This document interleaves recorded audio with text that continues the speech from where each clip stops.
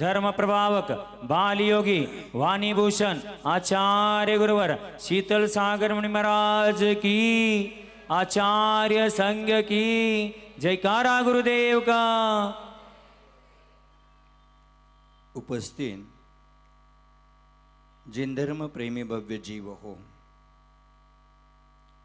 पंच कल्याणक प्रतिष्ठा महामहोत्सव का आज दूसरा दिवस है और दूसरे दिवस में सुबह से लेकर यह यागमंडल विधान नित्य पूजादि क्रिया के उपरांत दोपहर के सत्र में गर्भ संस्कार की विधियां संपन्न हो चुकी है। भव्यात्मन, आपने आज तक बहुत बार सुना होगा संसार असार है, इसमें कोई सार सुख नहीं है, परंतु ये संसारी जीव इस दुख में संसार में सुख की खोज कर रहा है। इस दुख में संसार में सुख की खोज करना माने भूसा कुटकर रत्न की इच्छा रखना, केले के खूंट को खोलकर रत्न की भावना करना, अथवा बकरी के गले में लटक रहे स्तनों को दबाकर दूध की इच्छा करना, ये सारे कार्य मूर्खतापूर्ण है। परंतु अनादिकाल से यह जीव इसी कार्य में व्यस्त है। संसार में सुख नाम की वस्तु नहीं है, परंतु उसमें सुख की खोज करना यह हमारा अज्ञान है, हमारी मूर्खता है। आचार्य भगवान कहते हैं, इस दुख में संसार में सुख की खोज में लगा व्यक्ति है, वह अपना सारा जीवन बर्बाद कर रहा है, पर सुख नाम की वस्तु उसको आज तक प्राप्त नहीं हुई है। यह संसार सागर है और दुख से भरा हुआ है, और इस संसार में दुख सागर की तरह अथाह है।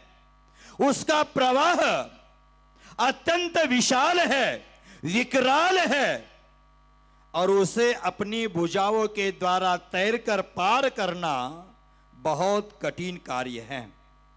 फिर भी इस लोक में ऐसे कुछ महापुरुष हो गए जिन्होंने अपनी साधना, अपनी आराधना और अपनी वैराग्य वृत्ति को अपनाकर संसार सागर को पार कर दिया है। आप लोगों को विचार करना चाहिए कि उन महापुरुषों के बारे में जो राजकुल में जन्म लेकर भी इस संसार की नश्वरता को समझ करके उन्होंने उस संसार का त्याग कर दिया, और संसार त्याग के संस्कार है वो गर्भ से प्राप्त हो जाते हैं। आप जानते हैं महाभारत का प्रसंग, सुभद्रा के गर्भ में अभिमन्यु था, तभी उन्होंने कुछ चक्रव्यूह में प्रवेश करने की कला सीख ली थी, और उसने अपने उस ज्ञान को अपडेट नहीं किया, आगे के ज्ञान लेने का प्रयास नहीं किया। वह तो चक्रव्यूह में प्रवेश करने की कला तो जान रहा था, लेकिन बाहर निकलने की कला जान नहीं रहा था। इस संसार में जीने वाला प्रत्येक प्राणी संसार में कैसे जिया जाता है, कैसे पैसा कमाते हैं, कैसे विषय भोगों का सेवन करते हैं, दुष्कर्म कैसे किए जाते हैं, वो अपने आप सीखता है। परंतु वैराग्य के पथ पर कैसे चलना है, धार्मिक कैसे बनना है, व्रतादि का पालन कैसे करना है, परिणामों की विशुद्धि कैसे करनी है, अपने भावों का परिवर्तन कैसे करना है, यह संस्कार देने की आवश्यकता होती है। और यह संस्कार हमें गर्भ से देना चाहिए।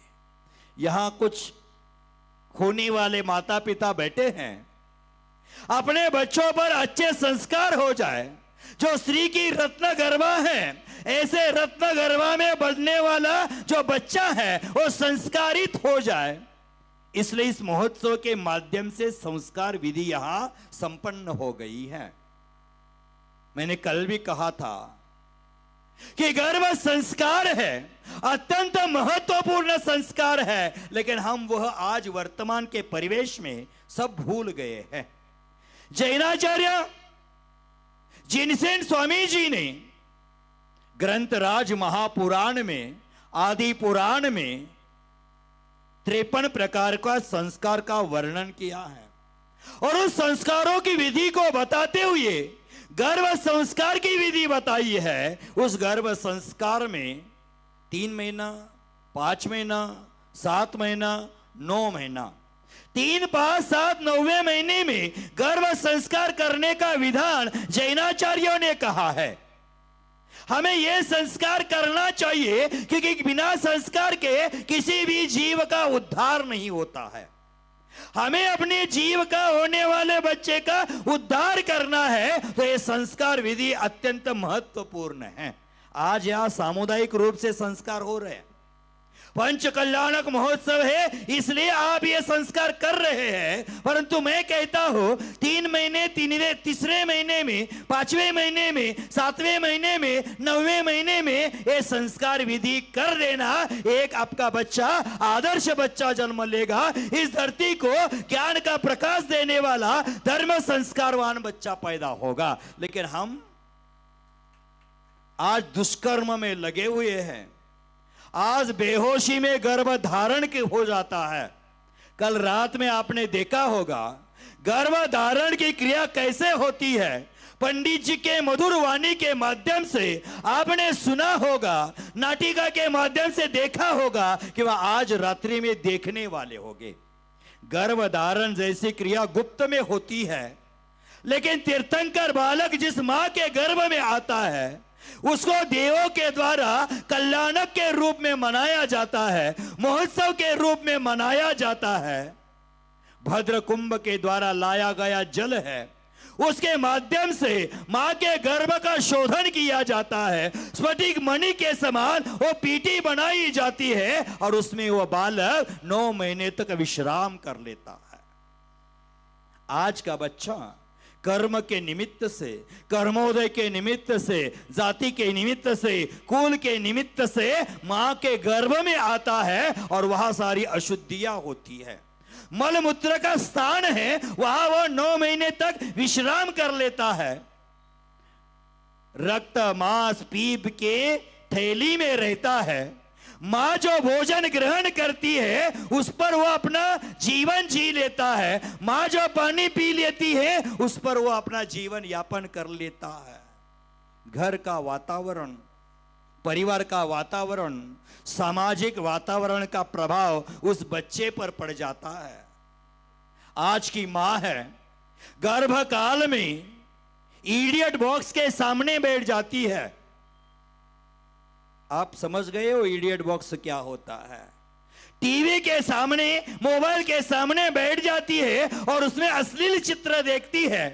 वही संस्कार हमारे बच्चों पर हो जाते हैं और बच्चा धर्म से विमुख हो जाता है। इस गर्भकाल में माता को सात्विक आहार का ग्रहण करना चाहिए, परिवार वालों को ध्यान में रखना चाहिए। परिवार का माहौल है, परिवार का वातावरण है, वह शांतिपूर्ण रखना चाहिए, धर्ममय करना चाहिए। वहां लड़ाई झगड़ों को विराम देना चाहिए। पारिवारिक समस्याओं को तिलांजलि देनी चाहिए, क्योंकि एक स्त्री ऐसे पुत्र को जन्म देने वाली है, वो कल धर्म का झंडा गाड़ेगा, धर्म धुरा को संभालेगा, राष्ट्र के उत्थान में, देश के उत्थान में सहयोग देने वाला है। आप मात्र जन्म देकर खाली मत होना, संस्कार देना। माता पिता मात्र मनुष्य पर्याय में कहा जाता है। गाय, भैंस, घोड़ा, बैल आदि गाय भैंस आदि सभी प्राणी अपने बच्चों को जन्म देते हैं। सुअर भी अपने बच्चों को जन्म देता है, कुतिया भी अपने बच्चों को जन्म देती है, घोड़ी भी अपने बच्चों को जन्म देती है, हाथीनी भी अपने बच्चों को जन्म देती है, नागिन भी अपने बच्चों को जन्म देती है। लेकिन नागिन को किसी ने माता नहीं कहा। गाय को हम व्यवहार से हिंदू धर्म में माता कहते हैं, लेकिन जिस प्रकार आदर सम्मान इस माता का होता है, उस प्रकार उसका भी आदर सम्मान नहीं होता है। कुतिया 6 बच्चों को जन्म देती है, लेकिन कुतिया को कोई माता नहीं कहता, हाथीनी को कोई माता नहीं कहता, सुवर्णी के कोई माता नहीं कहता। मात्र मनुष्य पर्याय में माता और पिता संज्ञा दी जाती है, क्योंकि माता पिता अपने बच्चों पर संस्कार करते हैं और जानवर संस्कार नहीं करते। मात्र संस्कारों के निमित्त से आपको माता होने का अवसर प्राप्त हो जाता है, सौभाग्य मिल जाता है। तो हमें संस्कार देने चाहिए। कल की पीढ़ी का निर्माण करने का दायित्व एक महिला के हाथ में होता है। महिला को संस्कार देना आवश्यक है। और आजकल मैं कहता हूं, बच्चों पर ज्यादा संस्कार करने से अच्छा हमारी युवतियों पर ज्यादा संस्कार करना चाहिए, क्योंकि युवती होती है वो 2 कुलों का उद्धार करने वाली होती है। एक अपने पियर का मेके का उद्धार कर देती है और दूसरा अपने ससुराल का उद्धार कर देती है, नई पीढ़ी का निर्माण कर देती है। इसलिए स्त्री पर संस्कार होना अत्यंत आवश्यक है। आजकल देखा जाता है, आजकल सुना जाता है, हमारी लड़कियां न जाने कहां कहां शादी ब्याह रचा रही है। जिस दिन एक लड़की अपने आकर्षण के लिए, अपने विषय वास्ता की पूर्ति के लिए माता पिता को भूल जाती है और आप कौन है पूछती है, और माता पिता को छोड़ करके जहां आकर्षण है, विषय कषाय की पूर्ति है, ऐसे लड़के के साथ निकल जाती है। तो समझ लेना उस लड़की की गलती नहीं है, हमारे माँ बाप की गलती है, परिवार की गलती है, समाज की गलती है। उनको हमने संस्कार नहीं दिए थे। जैन कुल इतना उच्च कुल है, जैन धर्म इतना उच्च धर्म है, श्रेष्ठ धर्म है, लेकिन हमारी लड़कियां न जाने कहां कहां मुंह मार रही है, विषय कषायों की पूर्ति के लिए कहां कहां जा रही है। इसका सारा दोष मैं आप लोगों को देता हूं, क्योंकि आपने उनको संस्कार नहीं दिए। हमें आज पैदा होने वाले बच्चों को पैदा होने के पूर्व गर्भ में है, तभी से हमें संस्कार देना आवश्यक है। आज साधु संत प्रवचनों के माध्यम से संस्कार देते हैं, लेकिन जो गर्भ के संस्कार होते हैं वो अत्यंत महत्वपूर्ण होते हैं, अत्यंत श्रेष्ठ होते हैं। वही संस्कार हमें देना चाहिए। आज पंच कल्याणक महोत्सव के माध्यम से गर्भ संस्कार हो रहे हैं, लेकिन मैं कहता हूं, जिनसेन महाराज जी यहां बैठे हैं कि जिनका आज जन्म दिवस है, जन्म दिवस की शुभकामनाएं आप सभी ने दी होगी, लेकिन मुझे समझ में नहीं आया था कि उनके भक्तों ने उनको बैठने के लिए सिंहासन दिया और उसमें मुझे बिठा दिया। मैं सोच रहा था शादी इनकी है, दूल्हा मैं बना हूं। इनका जन्म दिवस है और पीछे परिवर्तन मेरा हो गया। इनका जन्म दिवस है और मेरा पाद प्रक्षालन हो गया। इनका जन्म दिवस है और सिंहासन पर मुझे बिठा दिया। मुझे समझ ही नहीं आ रहा क्या हो रहा है। उनकी श्रद्धा है, उनकी भावना है, आस्था है। 27 साल पूर्व किसी आदर्श संस्कारवान माता ने ऐसे पुत्र को जना था, ऐसा पुत्र जन्म दिया था। इतनी छोटी उम्र में 743 गांवों का कार्यभार लेकर घूम रहा है। सामान्य बात नहीं है, छोटी बात नहीं है। हम एक गांव में जाते हैं, एक गांव में रहते हैं, वहां के लोगों को संभालते हैं, उसमें भी डांट फटकार करनी पड़ती है। सुबह राजेंद्र वड़वड़े के हमारा क्लास लगा था, राजगोंड वड़वड़े का क्लास लगाना ही हमारा काम है, परंतु ये 743 गांवों का नेतृत्व करते हैं और इतनी सारी छोटी उम्र में सारे मुनिराजों के पास जाकर नम्रता क्या होती है, विनय क्या होता है, ये सीखना है। तो जिनसेन भट्टारक जी के द्वारा सीखना है। विनय करना, नम्रता करना, उनके प्रति समर्पण करना, अपनी भक्ति को प्रकट करना, ये सारी चीजें इनके द्वारा सीखनी चाहिए, सीखने योग्य है। और ऐसा नेतृत्व हमें बहुत समय के बाद आशीर्वाद मिला है, ऐसे नेतृत्व है, आप सब उनके मार्गदर्शन में चलेंगे। मैं उनको कहता हूं कि आपके माँ ने संस्कार दिए थे, गुरु ने संस्कार दिए, आप इतने उच्च पद पर बैठकर भी आपकी जो नम्रता है वो साधुवाद के पात्र है, आपका विनय है वो देखने योग्य है, आपकी भक्ति है उस भक्ति का आदर्श सभी को लेने योग्य है, आपकी श्रद्धा है वह श्रद्धा ही हमारे लिए मोक्ष के द्वार खोलने वाली है। ऐसी श्रद्धा आपके पास है। मैं कहता हूं इस पंच कल्याणक में गर्भ कल्याणक हो रहे हैं, वहां गर्भ के संस्कार हो रहे हैं। आपके नेतृत्व में ऐसा कार्य करना, गांव गांव में गर्भ संस्कार के शिविर लगवा देना, और गर्भ संस्कार के शिविर है वो आने वाली पीढ़ी को आदर्श बनाएंगे, आने वाले पीढ़ी को संस्कारित बनाएंगे, धर्ममय बनाएंगे। हम पुनः कष्ट कर देते हैं, वही कष्ट पहला करना आवश्यक है। जैसे कुम्हार होता है और वो मट्टी का गोला होता है, वो चक्का पर घुमाता है और उसको क्या करता है, आकार देता है। कुम्हार आकार देता है और आकार देने के बाद वो घड़ा उठा करके धूप में रखता है, धूप का घड़ा उठा करके ईंधन में रखता है, उसको जला देता है, उसको सेक देता है, उसमें पानी ठंडा हो जाता है और वही अब घड़ा बन गया है। और उसको आकार देने का प्रयास करेंगे, हथौड़ी लेकर उसको ठोक-ठोका करेंगे तो घड़ा टूटने की संभावना अधिक हो जाती है। उसी प्रकार गर्भ में जो बच्चा होता है वो गीली मिट्टी की तरह होता है, इस मिट्टी को आकार देना है वो गर्भ में ही दिया जाता है। अगर वो बड़ा हो जाएगा उसको संस्कार देने के प्रयास करेंगे। हमारे गुरुजी कहते थे बड़ा होने के बाद संस्कार देने के प्रयास करेंगे। आपल्या मुलांना मंदिरला जा म्हटलं, गुरुजींच्या जवळ जा म्हटलं तो तो बैलासारखा मारायला येतोय आपल्याला। कारण ज्या वेळेला संस्कार द्यायचे होते त्यावेळेला आम्ही टीव्हीच्या पुढे दिवस व्यर्थ घालवले, पिक्चर हॉल मध्ये दिवस व्यर्थ घालवले, कथा कादंबऱ्या पडण्यामध्ये आम्ही वेळ घालवला, आणि आज संस्कार द्यायला जातो त्याला घडा तयार झालेला असतो, त्याला आता आपण आकार देऊ शकत नाही। आकार द्यायचा असतो तो माती ओली असते त्याच वेळेला आकार द्यायचा असतो, आणि ते कार्य गर्भाच्या निमित्ताने करायचं असतं। आम्हाला चांगले संस्कार द्यायचे असतात, ते गर्भामध्ये द्यायचे असतात। मी होणाऱ्या माता पितांना सांगतो, त्यांच्या परिवाराला सांगतो, किती 3 महिने झाले, 4-5 महिने झाले, 4 महिने झाले, 6 महिने झाले, तुमचं तुम्ही लक्षात ठेवा, परंतु राहिलेला काल आहे, राहिलेला जो वेळ आहे त्या वेळामध्ये अभक्षाचं सेवन करू नका। सगळ्यात महत्त्वाची गोष्ट, अभक्षाचं सेवन करू नका, खान पान पर ध्यान देना, क्योंकि जिनका खान पान अच्छा होता है वही खानदान अच्छा होता है।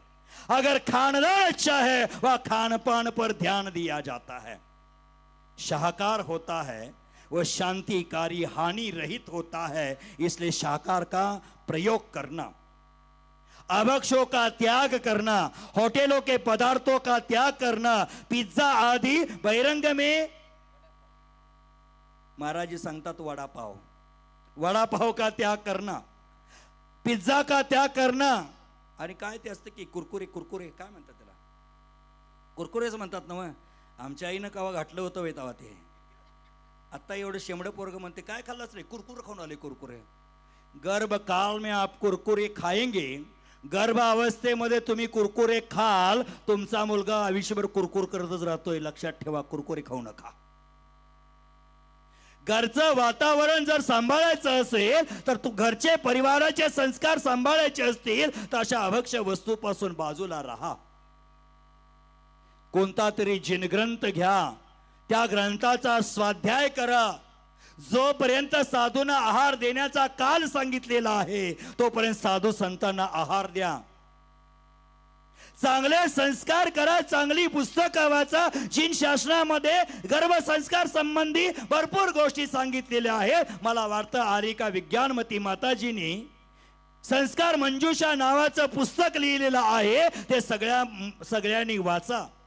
वाचणं कर्तव्य आहे, कारण पिताजी असतात, बीजारोपण करून मोकळे होतात, परंतु त्या बीजाला वृक्ष कसा बनवायचं हे स्त्रीच्या हातामध्ये असतं, एक महिलेच्या हातामध्ये असतं। म्हणजे त्यांनी चांगली चांगली पुस्तकं वाचावी, चांगले चांगले संस्कार करावेत। ह्या वर्षी तर सांगली, कोल्हापूर, बेळगाव मध्ये महापूर आलेला आहे। कधी आला होता महापूर? 19ला 20ला महापूर आला होता आणि त्या महापुरानं वळवड्यामध्ये बदलाव झाला. कौलाची घरं गेली आणि स्लॅबची घरं आली. ओळखायलाच तयार नाही वळवडे ओळखायलाच तयार नाही की छोटी छोटी घरं होती तिथं मोठी मोठी घरं झाली. परंतु त्या मोठ्या मोठ्या घरांच्या बरोबर मोठे मोठे संस्कार द्यायला विसरू नका. अगर संस्कार नाही दिले तर मोठी मोठी घरं एक दिवस जमनदोस्त झाल्याशिवाय राहणार नाहीत. आम्ही चांगले चांगले संस्कार दिले पाहिजे. वळवडेच्या पंचकल्याणकाच्या निमित्ताने इथं आलो, पाहिलं या ठिकाणचं वातावरण संस्कारमय वातावरण चाललेलं आहे. परंतु ये 6-7 दिन के लिए ही संस्कारमय नहीं होना चाहिए. संस्कारों का दीपक हर घर में जलना चाहिए. संस्कारों का महायज्ञ घर घर में होना चाहिए. इस पंचकल्याणक महोत्सव के माध्यम से मैं इतना ही कहना चाहता हूँ कि सांगली, कोल्हापुर, बेलगांव में महापुर आया है, वो नदी में नहीं आया है, पंचकल्याणकों का महापुर आया है. इस साल जितने पंचकल्याणक हो रहे हैं उतने मैंने दीक्षा काल लिया तब से सुने नहीं थे. इतने पंचकल्याणक हो रहे हैं. अब ये महाराज जी बोल रहे शुरुआत नांदनी से हो गई है. अगर नांदने वाली बहु अच्छी होगी तो आगे का सब कार्य अच्छा ही होता है. मंगलाचरण जिनसेन महाराज से ने किया था उसका समापन हम करेंगे, है ना. मंगलाचरण में जो शुरू में कार्य अच्छा होता है उसका समापन भी अच्छा होता है. मंगल आचरण के साथ आचार्य भगवान विशुद्ध सागर महाराज जी के विशाल संग सानिध्य में नांदनी में पंचकल्याणक हुआ था. आप सब लोग उसके साक्षी बने हैं. अभी आने के बाद इन्होंने पीछे दी, शास्त्र दिया, पाठ पूजन किया, लेकिन मेरी एक कंप्लेंट है कि उन्होंने मुझे पंचकल्याण में बुलाया नहीं.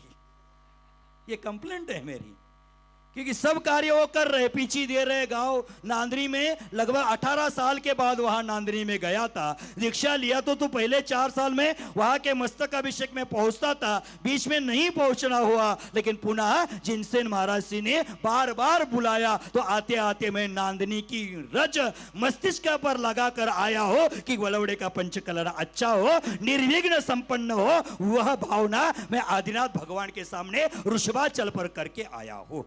बंधु, अच्छी बात है, यह पूजाओं का महापुर आया है, लेकिन मैं ये पंच कल्याण करना है, पंचों का कल्याण नहीं. हमारे गांव में तो 52 पंच हैं. कितने? 52 की 56, 52. महावीर पाटिल साहेब, अमोल जी, राजगोंडा जी, मैं आने के बाद कुछ लोगों को अभी मिल नहीं पा रहा हो, है कि गए हैं ये भी पता नहीं चल रहा था. लेकिन मैं कल से सभागार में आता हूं और आते आते डिजिटल बोर्ड देखता हूं और डिजिटल बोर्ड पर इतने लोग हैं, वो सारे लोग पंडाल में बैठेंगे तो और एक पंडाल बनाना पड़ेगा. मुझे लगता है वो लोग निकल गए होंगे, लेकिन जब डिजिटल बोर्ड देखता हूं तो गारंटी कर लेता हूं हाँ वो जिंदा है. आज डिजिटल बोर्ड की बाढ़ आई है. मैं इसके विरोध भी हूं कि ये निकाल कर न जाने कहां फेंक देते हैं और पुनः उसमें भगवान के चित्र होते हैं, गुरुजी के चित्र होते हैं और वह गाय के तबेले पर काय म्हणतात त्याला, गोटा, गायीच्या गोट्यावरती घालतात आणि शेणकूट साठवतात. त्याला हुडवा, शेणकीट काय रस्ता, होळी, हुडवा भडवा आला. हुडवा असतो त्याच्यावरती नेऊन घालतात, वाड्याच्या गंजीवर घालतात, कडव्याच्या गंजीवर घालतात. अरे बाबानो, काय करताय? असला धंदा कशाला करता? हा धंदा करून धर्म होत नाही. धर्म आहे तो बहिरंगाचं चित्रण करण्याचं नाही. धर्म आहे तो बहिरंगाचं चित्रण करण्याचा नाही, अंतरंगातलं चारित्र्य सुधारण्याचा धर्म आहे. आणि चारित्र्य सुधारायचं आहे पंचकल्याणकाच्या निमित्ताने. बंधू, आम्ही विचार करायला पाहिजे, आम्ही काय करतो आहोत आणि काय करायला पाहिजे. या पंचकल्याणकाच्या महापुरामध्ये मी एवढाच विचार करतो, एवढीच गोष्ट तुम्हाला सांगतो. पंचकल्याण करा. मला सकाळीच कोणतरी आलं आणि म्हटलं महाराज पंचकल्याण फार चांगलं चाललंय. मला अजून सुरूच झालं नाही. चांगलं काय झालंय? पंचकल्याणक वळवड्याचं फार चांगलं चाललंय. मी म्हटलं अजून सुरूच झालं नाही. काय चांगलं चाललंय? म्हणले जेवणामध्ये काल गुलाबजामुन होते. म्हणे आमच्या लोकांची धारणा जेवण चांगलं झालं तर पंचकल्याणक चांगलं, सवाल चांगले झाले तर पंचकल्याणक चांगलं झालं, गावात डिजिटल जास्त लागले तर पंचकल्याणक चांगलं झालं. आणि चंद्रप्रभू सागर महाराजांच्या आज्ञेनं त्यांच्या परमिशननं 6 दिवसाच्या 6 साड्या मिळाल्या तर पंचकल्याणक चांगलं झालं. कुणाला कशात रुची तर कुणाला कशात रुची. लहान मुलं म्हणतात आमच्या पप्पांनी घोड्यावर बसवलं तर आमचं पंचकल्याणक चाललं. नवीन सुनबाई आल्या त्या म्हणतात आमच्या सासऱ्यानं हत्तीवर बसवलं तर आमचं पंचकल्याणक चांगलं झालं. संगीतकार म्हणतात आम्हाला चांगली दक्षिणा मिळाली चांगलं झालं. कुंतू पंडित काय घेत नाही, त्याचं काही नाव काढत नाही. ते 25 लाख दुसऱ्या गावचं होतं, इथलं घेत नाही, गावातलं घेत नाही.